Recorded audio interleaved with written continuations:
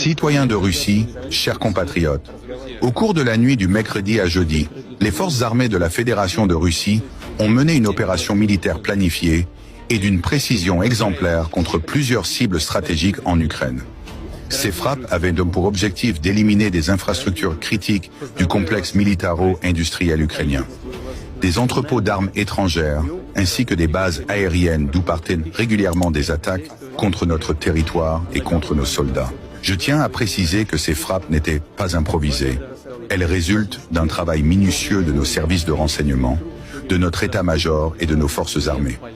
Nous avons utilisé des armes de haute technologie, notamment des missiles hypersoniques, Kinzhal, et des drones de dernière génération. Leur efficacité a été démontrée au-delà de toute attente. Les cibles désignées ont été détruites avec une précision chirurgicale, sans qu'aucune défense ennemie ne puisse les intercepter. Nous avons entendu, une fois de plus, les médias occidentaux parler d'une attaque massive, de la frappe la plus meurtrière jamais enregistrée en Ukraine. C'est la 5e fois qu'ils emploient ce genre de superlatif depuis le début du conflit.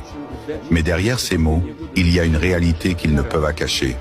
La Russie conserve l'initiative.